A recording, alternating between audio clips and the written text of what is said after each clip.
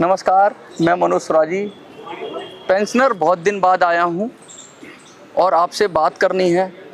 खबर भी है कुछ मेरे पास, उन सब खबरों का विश्लेषण करेंगे।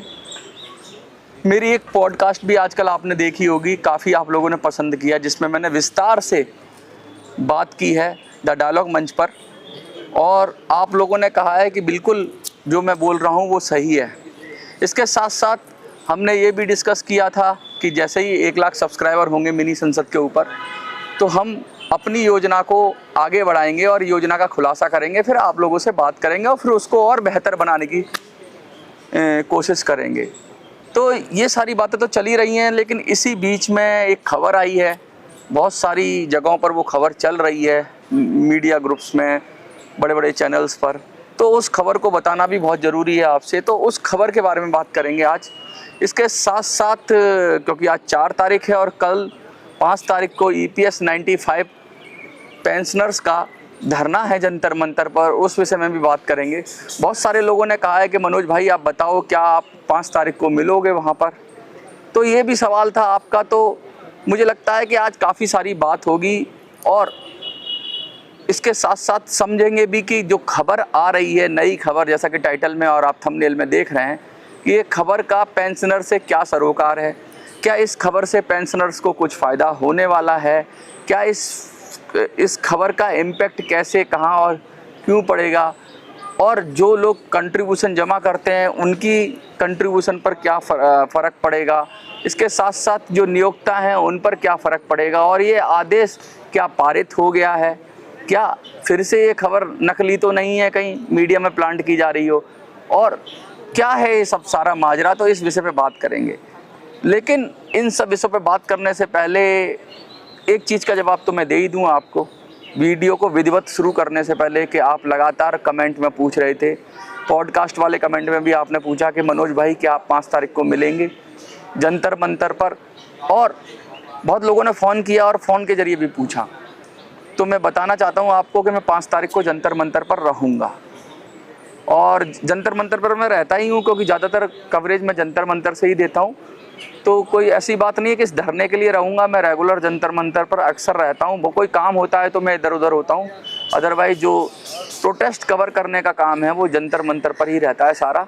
तो 5 तारीख को, हाँ, मैं 5 तारीख को जंतर मंतर पर उपस्थित रहूँगा। आप आइए। धरने में ना रहूं शायद, या धरने के आसपास रहूं, और क्योंकि सब लोगों का अपना अपना प्रोटेस्ट करने का अधिकार है, और मैं धरने का हाल भी बताऊंगा आपको। और आप मुझसे मिल सकते हैं, जो लोग जानते हैं मैं कहाँ बैठता हूँ उनको पता ही है। जंतर मंतर पर आएंगे, किसी से भी पूछेंगे तो आप मिल लेंगे मुझसे। तो चलिए विधिवत शुरू करते हैं।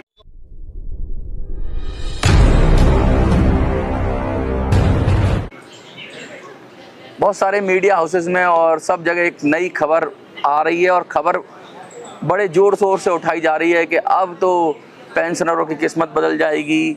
सरकार ने पेंशनरों की वाजिब मांग मान ली है। पिछले 10 से 12 सालों के अंदर जो नियम बदला नहीं था वो बदल गया है, और अब श्रम मंत्रालय ने वित्त मंत्रालय को जो प्रस्ताव भेजा था, वित्त मंत्रालय ने उसे हरी झंडी दे दी है। तो ये सारी चीज़ें चल रही हैं, ये सारी खबरें चल रही हैं। वो क्या खबर है, वो क्या प्रस्ताव है, उस विषय पे मैं बात कर रहा हूँ। असल में पेंशनर्स, आपको पता होगा कि जो आपकी पेंशन कैलकुलेट होती है वो बेसिक आपकी है, उसको उसकी जो लिमिट बना रखी है, एक सीलिंग लिमिट है जिस पर पेंशन, मैक्सिमम पेंशन कैलकुलेट होगी, या कंट्रीब्यूशन आपका कैलकुलेट होगा। पेंशन बोल दिया मैंने, लेकिन कंट्रीब्यूशन उसे समझ लीजिए आप, कि पेंशन फंड में जो कंट्रीब्यूशन है या PF में जो कंट्रीब्यूशन है वो आपकी एक लिमिट है कि भाई इतनी ही बेसिक पर वो कंट्रीब्यूट होता है। तो वो जो लिमिट थी वो 15,000 की थी। 15,000 पर ही आपकी पेंशन, आपकी सैलरी कितनी भी हो, लेकिन 15,000 रुपये का ही सरकार मानती थी, और उसी पर नियोक्ता को भी अपना कंट्रीब्यूशन देना होता था और आपको भी अपना कंट्रीब्यूशन देना होता था, जो कि 12% है। तो ये खबर आ रही है कि बहुत दिनों से ये मांग थी कि जो है ना, ये जो सीलिंग है, जो लिमिट है, ये जो ये 30,000 की जाए। तो सरकार की तरफ से ये खबर आ रही है कि भाई जो EPFO तो करता ही है ये काम सारा, लेकिन जो श्रम मंत्रालय ने प्रस्ताव भेजा कि हम इसको कर सकते हैं वित्त मंत्रालय के पास, और वित्त मंत्रालय ने इसे हरी झंडी दे दी है। ये खबर है कि अब जो पेंशन की जो लिमिट होगी, कंट्रीब्यूशन पेंशन फंड में कंट्रीब्यूशन या PF में कंट्रीब्यूशन की जो लिमिट होगी वो 25,000 होगी, और 25,000 सीलिंग अब लग गई है, और 25,000 के पे ही 12% नियोक्ता का और 12% कर्मचारी का जो है वो कटेगा, और उसमें उसकी भविष्य निधि में जाएगा। तो कहने का मतलब ये है कि भैया अब आपको सरकार ये कहेगी कि हमने देखिए बहुत अच्छा काम किया है, और लेकिन क्या ये खबर पुख्ता है, क्या ये खबर सही है? इस खबर का और मैं आगे बता दूं आपको, इस खबर के अंदर एक चीज़ और है कि ये खबर अभी तक जो आ रही है खबर, उसमें ये कहा गया कि वित्त मंत्रालय ने हरी झंडी दे दी है। वित्त मंत्रालय की हरी झंडी देने के बाद वो कैबिनेट में जाती है, मंत्रियों के समूह में जाती है, और वहाँ से वो पास होगा। तो ये एक तरह का मतलब सुधार या कहोगे, या ये नया अमेंडमेंट हो जाएगा। तो अभी ये केंद्रीय कैबिनेट में जाएगा। केंद्रीय कैबिनेट के साथ साथ ऐसा कहा जा रहा है कि सरकार इसे 2027 यानी अगली साल से 1 अप्रैल से नया कहते हैं ना, जो फाइनेंशियल ईयर से इसको लागू करने की खबरें ऐसी आ रही हैं, सरकार सोच रही है। तो कहने का मतलब है निर्णय लिया है, अब इसमें भी 1 साल लग जाएगा कि लगभग अगली साल से ये कंट्रीब्यूशन जाएगा। लेकिन इससे पेंशनर्स को क्या फ़ायदा है? इससे जो फंड में जो जिनकी सैलरी है, सैलरीड लोग हैं, उनको क्या फ़ायदा है, और क्या पेंशन बढ़ रही है? इन सब सवाल तो खड़े ही होते हैं। तो इन सब सवालों का जवाब देने के लिए सबसे पहले आपको क्रमवार तरीके से समझना होगा कि किसको क्या क्या फ़ायदा मिलेगा। क्या नियोक्ता को कोई फ़ायदा मिलेगा, क्या कर्मचारी को कोई फ़ायदा मिलेगा, क्या आपके पेंशनर को कोई फ़ायदा मिलेगा, और क्या सरकार को कोई फ़ायदा मिलेगा। तो 4 इसमें खिलाड़ी हैं, चारों के बारे में समझ लेते हैं। सबसे पहले हम बात करेंगे, नियोक्ता की बात कर लेते हैं। तो नियोक्ता पर तो फ़ायदा मिलने की मतलब ही नहीं बनता।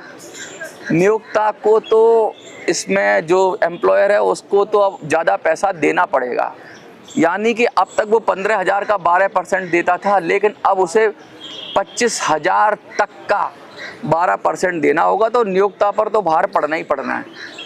तो यानी जो एम्प्लॉयर है अब उसको ज़्यादा पैसा देना होगा भविष्य निधि में, और उसका ही पैसा पेंशन फंड में जाता है।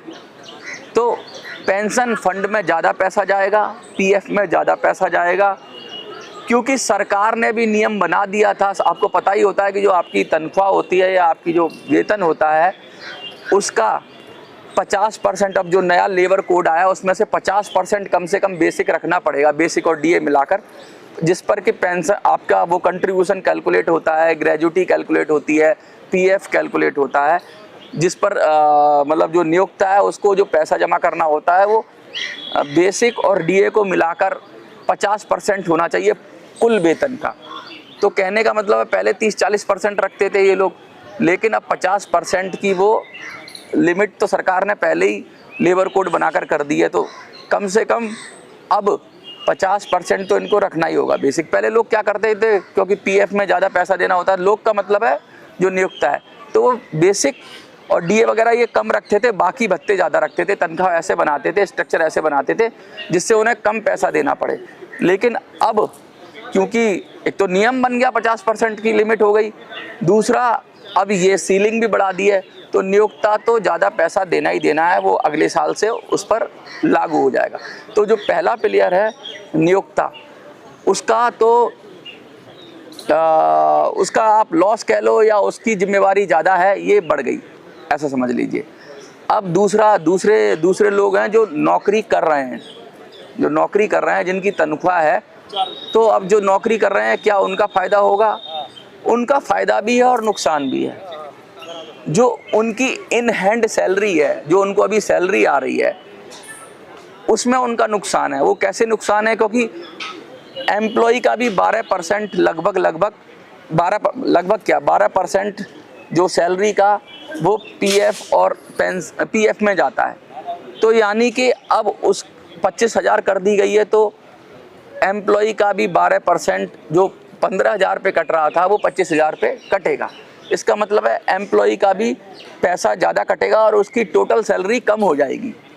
तो बेशक उसकी भविष्य निधि में उसका पैसा चला जाएगा 12%, लेकिन उसको जो हाथ में सैलरी मिलेगी इस महंगाई में वो कम हो जाएगी। तो एम्प्लॉई के साथ ये एक फ़ायदा और एक नुकसान वाली बात है, क्योंकि उसका पीएफ का पैसा, भविष्य निधि का पैसा तो बढ़ेगा, लेकिन उसका अपना जो इन हैंड सैलरी है वो कम हो जाएगी।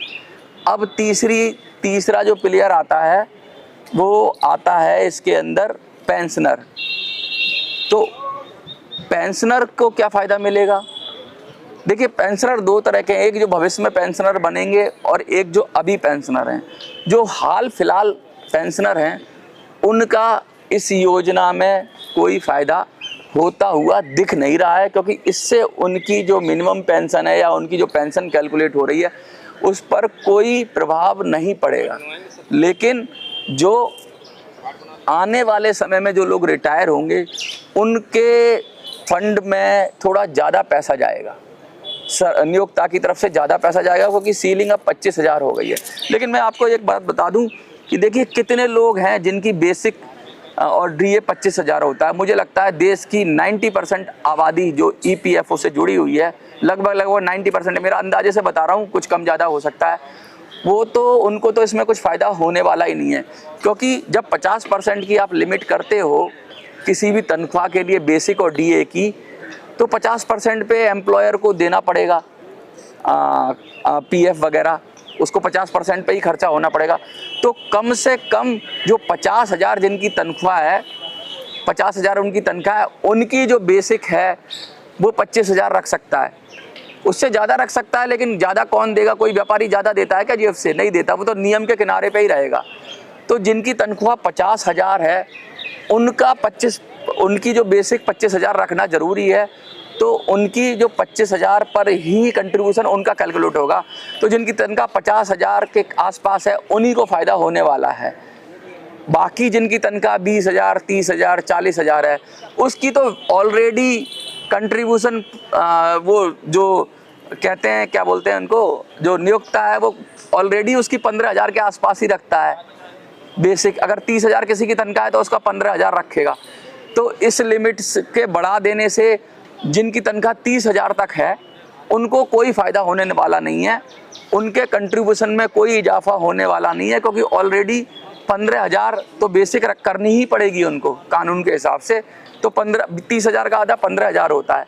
तो उनको तो जो 15,000 की जो लिमिट है उसी पर उनका कंट्रीब्यूशन जाएगा। लेकिन हाँ, जिनकी तनख्वाह 50,000 या उससे ज़्यादा है वो इसका फ़ायदा उठाएंगे। तो 50,000 से तनख्वाह ज़्यादा वाले प्राइवेट सेक्टर में कितने लोग होंगे ये आप मुझे कमेंट करके बता दीजिए, और कितने % ऐसे लोग होंगे? ज़्यादातर तो मज़दूर होते हैं, कुशल अकुशल वर्कर होते हैं, जिनकी तनख्वाह मुश्किल से 20,000, 22,000, 25,000, क्योंकि लगभग अब तो मिनिमम वेजेज भी आ रहे हैं, 20 से 30,000 के बीच में होगी ज़्यादातर लोगों की तनख्वाह। तो ज़्यादातर लोगों को इस कंट्रीब्यूशन से क्या कोई फ़ायदा मिलने वाला है? नौकरी पेशा वालों की बात कर रहा हूँ, मैं पेंशनर की बात कर रहा हूँ। तो जवाब है ना। जिनकी तनख्वाह 50,000 है उसी को इस नियम से फ़ायदा होगा, और वो भी 1 साल बाद। तो एक तरीके से व्यापारियों पर भी ज़्यादा बोझ नहीं पड़ेगा, क्योंकि बड़ी संख्या जो है ना वो ऐसे ही लोगों की है जिनकी सैलरी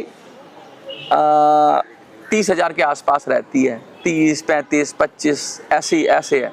जो वर्कर कहोगे, जिसे मोस्टली वर्कर होते हैं या कुछ लोग होते हैं, तो उनकी वही रहती है। इसमें क्या होता है, इसमें तब फ़र्क पड़ जाता है कि सरकार कहती है कि जो टोटल सैलरी है उस पे आप अपना कंट्रीब्यूशन करो, तब तो उनको फ़ायदा हो जाता। टोटल सैलरी पे 25,000 वालों को भी फ़ायदा हो जाता। लेकिन यहाँ पर तो 50,000 और 50,000 से ज़्यादा जो लोग हैं उन्हीं को फ़ायदा मिलने वाला है। और दूसरा ये कि अनिवार्य भी हो जाएगा कंपनियों को कि बेसिक अगर 25,000 तक है तो उनको पीएफ काटना अनिवार्य हो जाएगा। लेकिन आपको पता ही है नियम इतना सख्त है कि 20 से ज़्यादा अगर कोई होंगे तो पीएफ तो वैसे भी काटना ही पड़ जाता है। तो कंट्रीब्यूशन से तो कंपनियां बच नहीं सकती, बस हाँ, उनको थोड़ा बहुत कंपनियां या नियोक्ता बच नहीं सकता, उनको थोड़ा बहुत भार पड़ा है।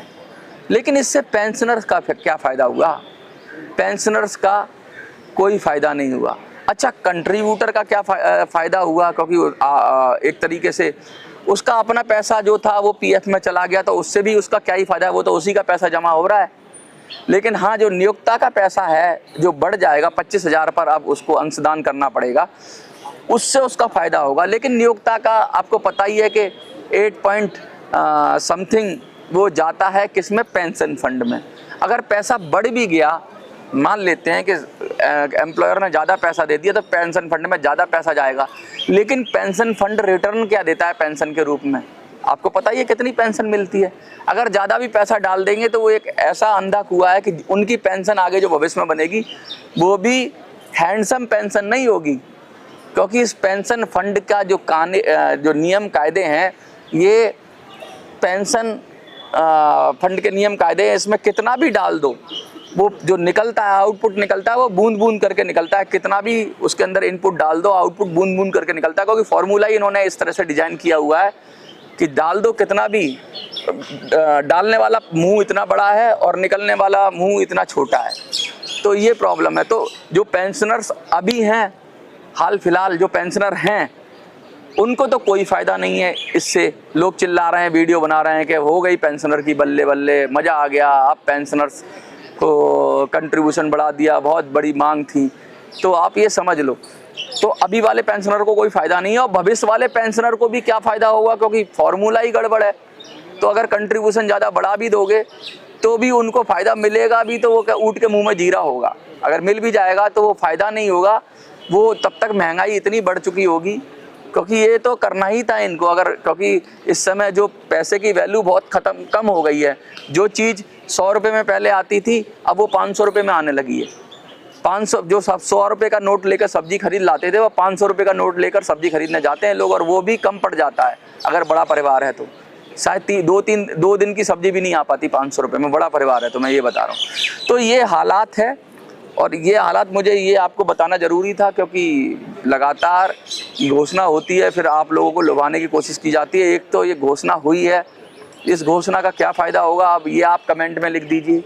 दूसरा, चैनल को सब्सक्राइब नहीं किया है आपने तो कर लीजिए, 1 लाख होने ही वाले हैं, और फिर हम लोग अपना प्लान डिस्क्लोज करेंगे। लेकिन मैं एक और बात बता दूं आपको, इस समय सरकार दबाव में है। इस समय सरकार, जब से सीजेपी का आंदोलन हुआ है, सरकार एकदम सेंसिटिव आ गई और डर गई है सरकार। तो जब भी कोई प्रोटेस्ट हो रहा है, कल भी एक प्रोटेस्ट हुआ था डॉक्टर्स का, तो तुरंत सरकार ने बुलाया, उनसे बात की और उनको बातचीत करके उनकी कुछ मांगें मानी, आश्वासन दिया और ख़त्म कराया। तो मुझे ये उम्मीद लगती है कि अगर इस सही समय पर हथौड़े की चोट पड़ जाएगी, इस समय पेंशनर्स अगर कोई बड़ा आंदोलन खड़ा करने में कामयाब हो गए, तो सरकार के पैर कांपे हुए हैं।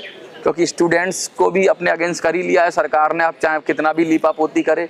और अगर बुजुर्ग भी अगर सरकार के अगेंस्ट हो जाएंगे, तो कहीं लेने का देना ना पड़ जाए, इनको कहीं झोला उठा के जाना ना पड़ जाए।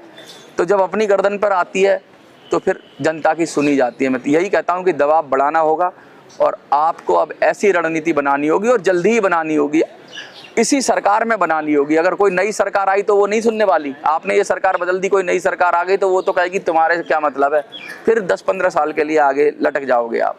इसी सरकार में प्रेशर बनाना होगा, और इसको इतना मजबूर करना होगा, क्योंकि ये मजबूर सरकार मुझे दिख रही है। अब जिस तरह स्टूडेंट्स के मुद्दे पर ये मजबूर हुई, मुझे अब ये मजबूर सरकार दिख रही है। तो इसको मजबूर करके अपना हक और अधिकार लेना होगा। भीख मांग के हक नहीं मिलेगा, मजबूर करके हक मिलेगा, जैसा स्टूडेंट्स ने दिखाया। और वो क्या प्लान है मैं बताऊंगा आपको 1 लाख जैसे ही पूरे होंगे। बहुत बहुत धन्यवाद आपका, देखते रहिए मिनी संसद। धन्यवाद।